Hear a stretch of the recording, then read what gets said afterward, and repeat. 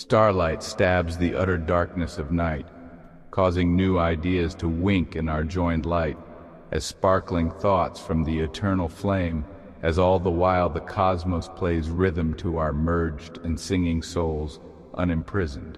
The night winds begin to blow the freeze, so the lovers nestle deeper into the leaves. "Hold me, it's getting cooler, the nips," she says, when we were under our cloaks, using them for blankets. I hold her snug in the sack, my front against her back, spooning, not forking until we are warm and soaking. She turns and kisses me.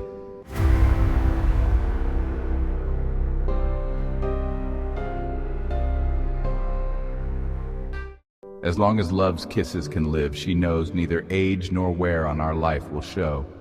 I sigh, growing younger still, for our love is very beautiful. We are wealthier than the richest sultan. I pity the poor sultan, even with his status and power far. He's not as free to live as we are. Yes, we are poor but rich, free at home, famous but unknown. And the poor sultan is stuck on his throne. And we're immersed in the glove of the boundless stream of love, whereas the rich sultan has only them, his paid-for-love harem. I'm realizing you now, whole with my whole body, mind, heart, and soul. They work well together, don't they? Of course, they were built togetherly, and so they weren't meant to operate separately. Love is reason enough for all that we do. Through love, all things are possible and new.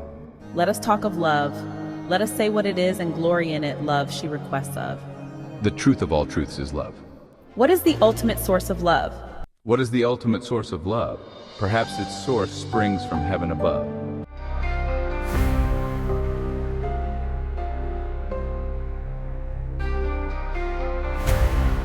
Its rhythm resonates within us in depths unheard of. Plus, the rhyme of above for love is worn out love. Where is it of? Also, of is a good rhyme for love. Somewhere deep beneath all our words and thoughts it seeps. Somewhere in our unsounded, fathomless deeps, even that beneath which stirs the bonding hormones, sir. What is love? Love is giving with no motive toward getting anything back returnward. There's not even a hint of taking involved in giving love, because, for sure, taking is the opposite of giving pure. Of course, I will graciously receive whatever is given to me, but I will never take it. I will never ask for it. I will never demand it. I will never enclose you in a cage. In fact, I will enhance your range so you can give an even better range of love to all those of the world's change. So true, even unearned. Let us give kindness learned to everyone in turn. Yes, because if you keep your love, you will have nothing to speak of. And if you give your love, you will have everything of. Love is more than meant by words of sentiment. Love is action sent.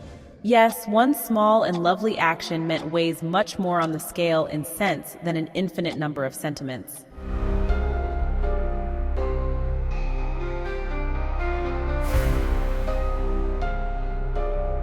Sharing and caring are the reasons for giving. Love grows for friends and lovers when they let it flow freely to others, beyond any confines few. One wants their partner's day to be fulfilled in every way, even if those pursuits take that partner away for a while. Unconditional love can never bind, it bonds. I give love to everyone at any rate in whatever way is appropriate. There is a lot of love which can be given. Love never gets used up. It's a boundless heaven. I too have found it that the capacity for love is infinite. Arithmetic does not apply to love's theory, for when love is divided amongst the many, it is not diminished in any way, but refreshed. Sure, the time spent is diminished, but not the love. One can still love fully. In fact, each love seems to outgrow the box, to exceed the entire lot. That's the paradox. There's no good reason to ever withhold love. Why consign someone to cold oblivion shove by not sharing with them your love? Of course, some must do otherwise out of tradition and moral method wise, or from bonding and commitment tries. Give all the love you can give and then some to live. Yes, since the sum of love's parts exceeds the whole cart, one can keep on giving and giving love nevertheless of. And with a such many-faceted life, one improves, quelling strife, and then one can give even more fun thereafter as a more complete person.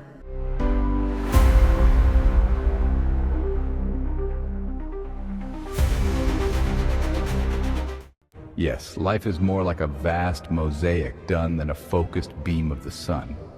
There are many parts of the collage of one. That's because few outside and lengthy pleasures are lent to our skies. We must therefore build the sun, a stained glass window of small ones. Yes, every piece of the puzzle, lover, is just as important as every other, for together they support each other and make up the entire picture, a masterpiece.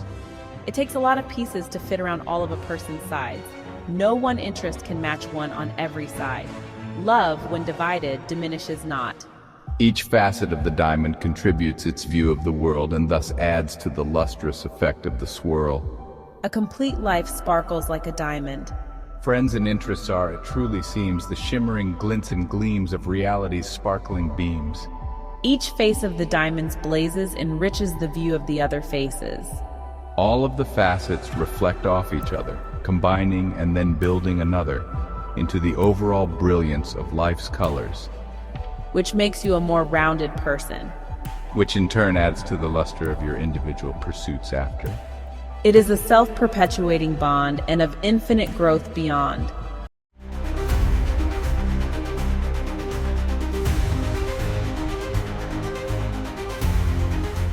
Which therefore makes, fitting the bill, the diamond even brighter still, and so forth and so on. Reason and passion merge into love too, when truth, goodness, and beauty new make their rendezvous. Love is made up of truth, goodness, and beauty. The proof. All three are clearly seen within its roof. They're intertwined as the eternal triad, woven into the perfect romantic braid, its weft, warp, and wave made, and yet they're each different aspects of the same in all respects. For example, When a deep truth is intensely sown and stripped of all its clothes, then what is left is its beauty known. Beauty is the reality of truth's meaning. Would this be the name of the roses gleaming? I don't know, but beauty blooms forsooth as it were like a rose from the soil of truth. To know beauty, one must also know sorrow, thee. For if you're alive enough to experience beauty, then you're also vulnerable enough, wholly, to be exposed to its opposite twin of melancholy. If we lived as figures in a painting few, then we would never have to face the death or sadness due. That may not be so great as it seems, but less, for what is deathless is also lifeless. Once I had a beautiful love with a person. It was painful when it ended, Jan. My reason's light began to depart. Blackness was rising in me, dark, beginning to snuff out my spark.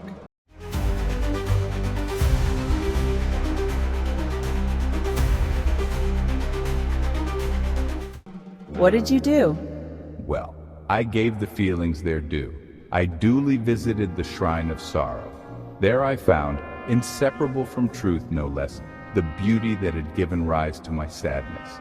Upon realizing that row, rhythms soon rose from the depths of sorrow.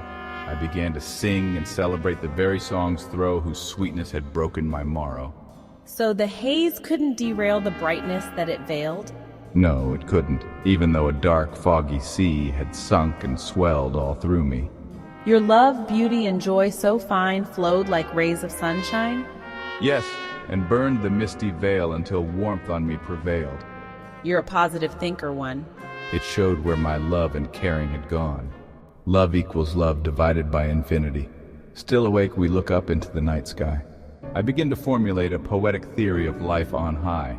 Somewhere out there, among those ploys, deep in the vast dark room of the endless void, is the eternal light from which we flashed into being, exhibiting all of our color and grace of seeing. Like a prismatic lens from afar, we strain the white lights of the stars into the rainbows of our lives that are, as the poet Shelley has alluded to, as the bar.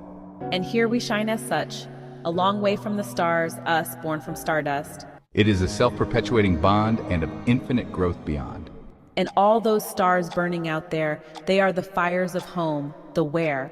Some legends cry that the stars are goblets in the sky, placed there on high so we can taste heaven's drink when we die.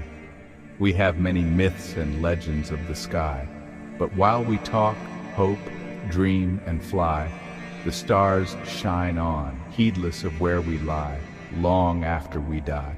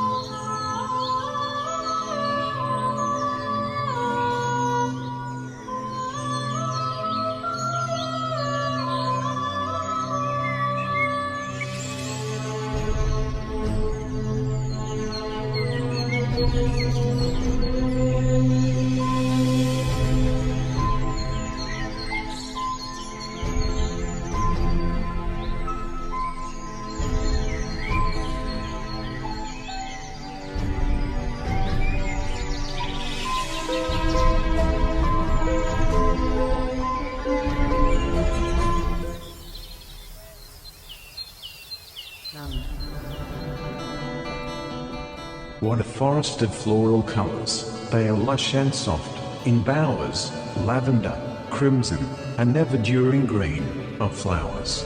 The leaves of the previous autumn have made a multicolored carpet spun. Ideas cascade over the mind, the thoughts suddenly loosened, in time, by the inspiration from our exertion. A light rain is falling that excites our senses, calling, jogging our thoughts, and whirling. Walking is good exercise, spurring thoughts, and I feel energized. Yes, it gives back much more than it takes. Walking is as easy as falling forward makes. Oh, yes. Breathe deeply, relax about, let the thoughts flow up and out. My thoughts are becoming clear, alertness tingles in my senses, dear. Oh, I am becoming so wide awake. I love this world and everything it makes. Breathe in all that's good, freely, then breathe out all that's bad, really. I feel peace flowing into me. Truly, it's warm, wet and glad. It's spreading through your body and into your spirit, is it not, my lady? Oh yes, dear yes, my lad, this is the best life I've ever had. It's like an eager sap rising in the veins. We are inspired by the warmth of the spring rain. Because we've lived through winter's chills, to see yet another round of daffodils. Like sparks from the smouldering embers, tame, we rekindle our fires from nature's flame.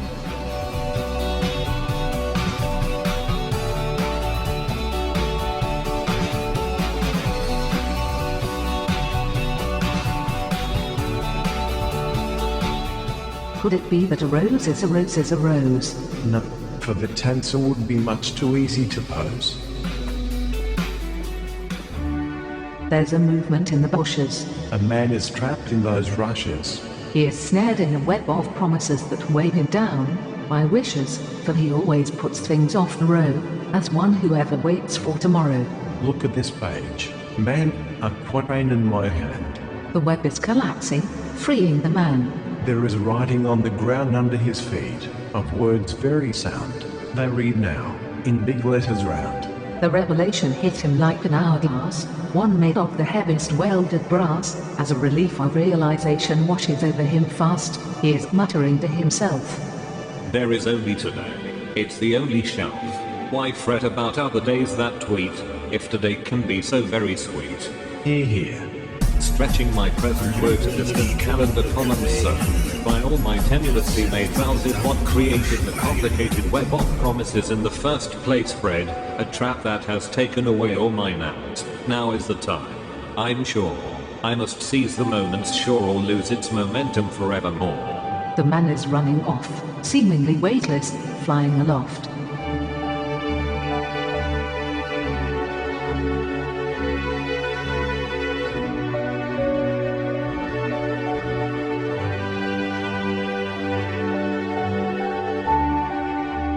We, the Hianchi, as the harmonic subjects of this new story, must yet wander ever onward, past the path of worry.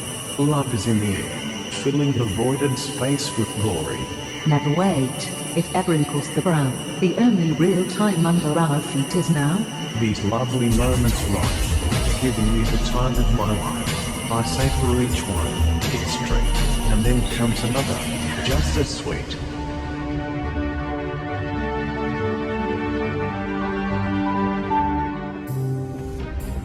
Lo, the woods are growing dense, filling with mist and shadowed goods. What's that fuss behind us? An old witch has just sprung up to our ear, she being the spectre of fear, and of all that is worrisome here.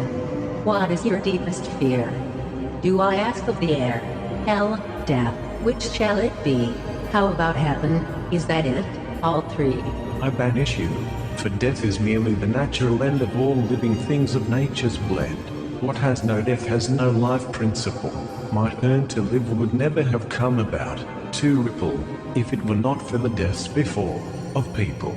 As for heavens and hells, those are what we create within ourselves, as we can turn our souls outside them, to create a heaven or hell from within.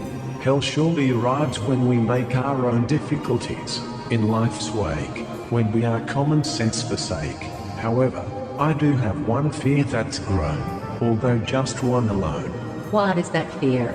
My hopes suddenly rise in pitch, but my form is ready to fade, for your anxiety unmade. I'll answer for him, as his partner, for I am his opposite twin and can think his thoughts. His one and only fear besought is that of not living well, as ought. So, with the tancer furnished, which, you, the spectre of fear shall vanish, like the mist, cold, on the morning wind unroll.